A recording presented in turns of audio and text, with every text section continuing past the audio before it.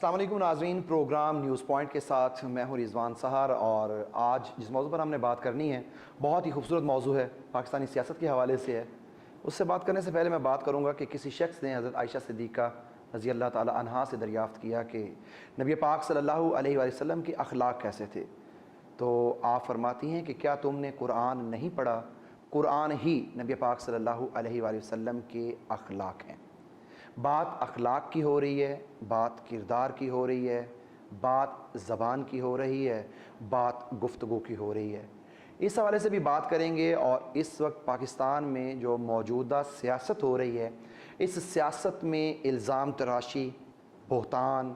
جھوٹ، فریب اور گالی گلوچ کی سیاست زباں زد عام ہے۔ اس حوالے سے آج ہم بات کریں گے اور دیکھتے ہیں کہ آج کیا نتیجہ ہم نکال سکتے ہیں، اور عوام تک کیا ہمارا مقصد جو ہے آج کا پروگرام، وہ مقصد ہم عوام تک پہنچانے میں کامیاب ہو سکتے ہیں۔ آج ہمارے اسٹوڈیو میں سینئر صحافی، سماجی رہنما، عرصہ دراز سے صحافت کے شعبہ سے منسلک، میرے لیے بہت ہی قابل احترام اور قابل قدر جناب شفقت الرحمان صاحب، ویلکم ٹو دا شو سر۔ سر بہت شکریہ آپ کا جب تشریف لے کے آئے۔ شفقت صاحب، جیسا کہ میں نے بتایا کہ آج ہم بات کریں گے اخلاقیات کے حوالے سے، اور پاکستانی سیاست میں اخلاقیات ہیں یا الزام تراشی کا جو ہے وہ سلسلہ ہے، وہ اس کا دور ہے۔ سب سے پہلے یہ بتا دیجئے مجھے، ہم ابتدا سے بات کرتے ہیں، کیا 1947 میں 14 اگست جب پاکستان بنا اور قائد اعظم محمد علی جناح نے اس ایک نو مولود بچے کی، اس ایک نئی ریاست کی باغ ڈور سنبھالی، تو اس باغ ڈور سنبھالنے کے وقت آپ اس کو کیا دیکھتے ہیں، کس نظریے سے دیکھتے ہیں، کس طرح دیکھتے ہیں کہ جناح نے ایک نو مولود سیاست، جس کے پاس کچھ بھی نہیں ہے، جس کے پاس دفاتر بھی نہیں ہے، کام کرنے کے لیے اسٹیشنری تک موجود نہیں ہے، کام کرنے کے لیے لوگوں کی تعداد انتہائی کم ہے، آپ کہہ سکتے ہو آٹے میں نمک کے برابر ہے، کیسے پاکستانی سیاست کا آغاز ہوا؟ جی، بسم اللہ الرحمن الرحیم۔ رضوان صاحب، میں سب سے پہلے تو آپ کا شکریہ ادا کرتا ہوں، نہ صرف پروگرام میں آنے کا بلکہ آج کے اس موضوع کے انتخاب پہ بھی میں آپ کا شکریہ ادا کرتا ہوں، کیونکہ اس وقت جس ماحول میں ہمارے معاملات سیاسی، معاشرتی اور اقتصادی طور پر چل رہے ہیں، اس میں جو سب سے بڑی ضرورت تھی، آپ نے اس طرف اشارہ کیا ہے۔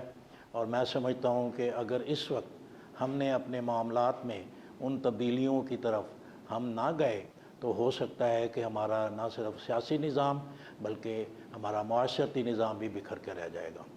اب میں آپ کے سوال کے دوسرے حصے کی طرف آتا ہوں۔ سب سے پہلی بات تو یہ ہے کہ جن زعماء کا آپ نے ذکر کیا ہے، حضرت قائد اعظم محمد علی جناح علیہ رحمہ اور ان کے جو ساتھی تھے، اور جنہوں نے اس جدوجہد میں پاکستان کو حاصل کرنے میں جس طریقے سے اپنی فطری اور دوسری صلاحیتوں کا مظاہرہ کیا، کیا ہم سمجھتے ہیں کہ وہ لوگ اتنے بڑے مقصد کو حاصل کرنے میں کامیاب ہو سکتے تھے اگر وہ اخلاق کی بلندیوں پر نہ ہوتے؟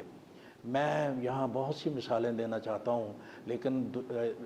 سیاسی طور پہ میں یہ سمجھتا ہوں کہ جو اس طرح سے تربیت حضرت قائد اعظم علیہ رحمہ نے کی اپنے طور پہ اپنے زعماء کے ساتھ، تو اس کا تو دشمن بھی انکار کیے بغیر نہیں رہ سکے۔ اور سرجونی نائیڈو، جو کہ ایک بڑی سرکردہ رہنما تھی کانگریس کی، اس نے ایک بار کہا تھا کہ اگر قائد اعظم کا جو اس وقت جو کردار کی بلندی تھی، اگر وہ ہمارے پاس اس کردار کی بلندی کا کوئی لیڈر ہوتا، بلکہ ان کے لفظ یہ تھے کہ اگر مسلم لیگ کے پاس 100 نہرو ہوتے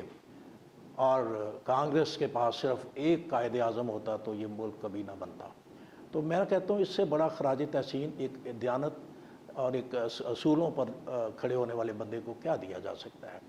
اب آپ یہ جو سوال آپ نے اٹھایا ہے کہ کیا یہ ہمارا ماحول جو اس وقت ہم جس سے گزر رہے ہیں، کیا یہ ہمارے سیاسی، معاشرتی، اقتصادی تقاضے پورے کر رہا ہے؟ تو میں اس میں ایک دو باتیں آپ کے گوش گزار کرنا چاہتا ہوں۔ سب سے پہلی بات تو یہ ہے کہ جب پاکستان بنا تو اس کے واضح مقاصد تھے ہمارے اکابرین کے ذہن میں، اور وہ یہ چاہتے تھے کہ ہم ایک ایسا ملک بنائیں جس کے اندر یہاں کے رہنے والے تمام بلا تفریق مذہب، بلا تفریق سارے، یہ سب لوگ جو ہے مل جل کے ایک بڑا فعال معاشرتی کردار ادا کریں گے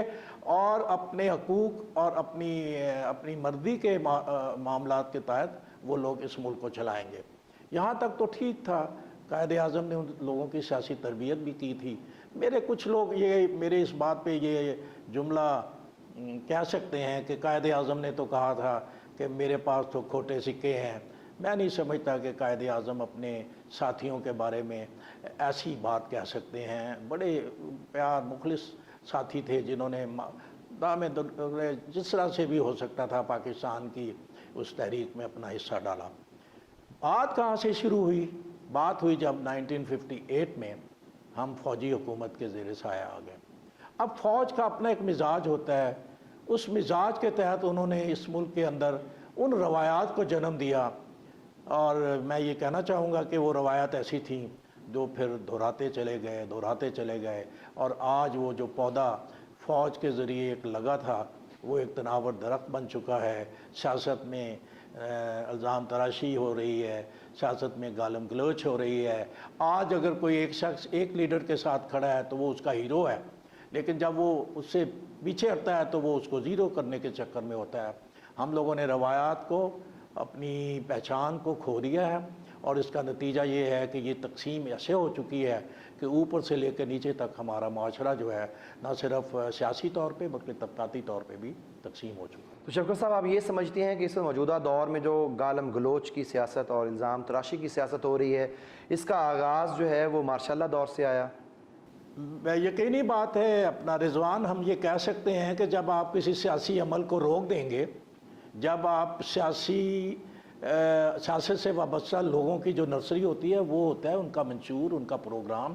اور ان کے ورکرز، اور اس سیاسی جماعت سے نظریاتی طور پہ جو لوگ وابستہ ہوتے ہیں ان کا مقام ہوتا ہے۔ بدقسمتی سے جب مارشل لا آتا ہے تو وہ ساری نرسریاں تو خشک ہو جاتی ہیں، پھر وہ مطلب پرست لوگ جو ہوتے ہیں، جو اپرچونسٹ ہوتے ہیں، جو ہر حکومت کے ساتھ اپنا حصہ لیتے ہیں اور ڈالتے ہیں، وہ آگے آ جاتے ہیں،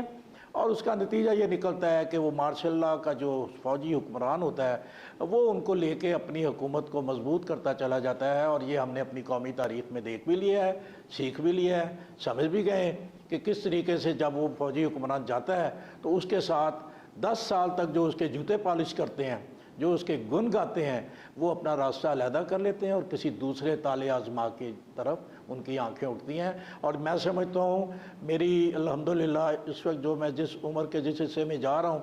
مجھے اندازہ ہے کہ اگر ان تالے آزماؤں کو یہ جو جھوٹے سیاسی خانزادے ہیں اور خانوادے ہیں، اگر یہ ان کی سیڑھی نہ بنے تو یقین کریں کہ اس ملک کے اندر بہت پہلے تبدیلی آ چکی ہوتی۔ لیکن میں کسی کا نام لیے بغیر یہ کہوں گا کہ ہر دور میں ان کو ایسی سیڑھیاں مل جاتی ہیں جس کے ذریعے یہ 5 7 10 سال حکومت کرتے ہیں اور پھر بیک فٹ پہ چلے جاتے ہیں۔ اور یہ سیاسی عمل جو ہمارا اس وقت بڑا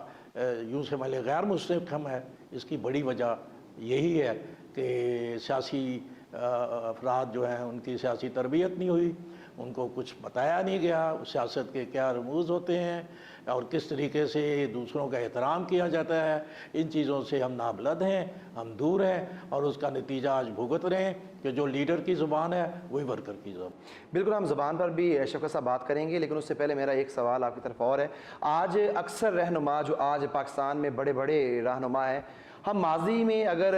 دیکھیں تو ہمیں دکھائی دیتے ہیں کہ وہ کسی نہ کسی فوجی آمر کی گود میں پل رہے ہوتے ہیں، اور آج وہ بڑے بلند و بانگ دعوے کرتے ہوئے ہمیں نظر آتے ہیں کہ وہ فوجی اور فوجی آمر اور آمریت اور مارشل لا کے خلاف ہیں،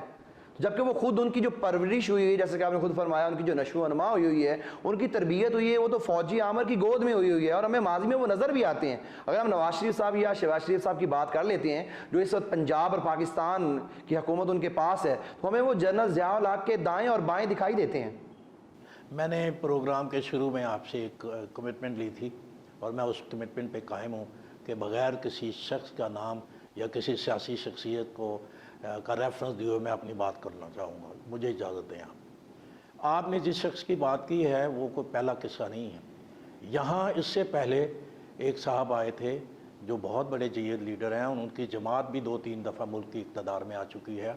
وہ بھی ایک فوجی حکمران کے ساتھ آئے تھے، اور وہ اس کے وزیر خارجہ بھی تھے اور بہت آگے تک وہ ان کی عزت بھی کرتے تھے. میں یہ تو نہیں کہوں گا, تاریخ یہ کہتی ہے کہ وہ پیار سے ان کو ڈیڈی بھی کہتے تھے فوجی حکمران کو. لیکن شفیق صاحب میرا یہاں پہ ایک سوال ہے, سوری میں آپ کو انٹرپٹ کر رہا ہوں, جو ہمارا عام ناظرین ہے اس تک ہماری بات کیسے پہنچے گی جب آپ نام نہیں لیں گے؟ مجھے تو اپنی آواز جو ہے اس اپنے عام ناظرین تک پہنچانی ہے جو پاکستان کے کسی کونے میں بھی رہتا ہے, کسی گاؤں میں رہتا ہے, کسی شہر میں رہتا ہے. مجھے آواز وہاں تک پہنچانی ہے کہ پاکستانی سیاست میں کون کون سے نام ہیں جن کے نمایاں کارنامے ہیں اور کون کون سے ایسے نام ہیں جن کے دعوے تو بڑے بڑے ہیں, کیٹو اور ہمالیہ کو چھوتے ہیں, لیکن کام جو اگر ہم ان کو دیکھتے ہیں بڑی سمندروں کی گہرائی میں نظر آتے ہیں. بڑی بات آپ نے کی. آپ پاکستان کے عوام کی جو شناخت ہے یا جو ان کا ایک حالات پہ نظر ہے, میں سمجھتا ہوں کہ وہ اگر میں نام نہ بھی لوں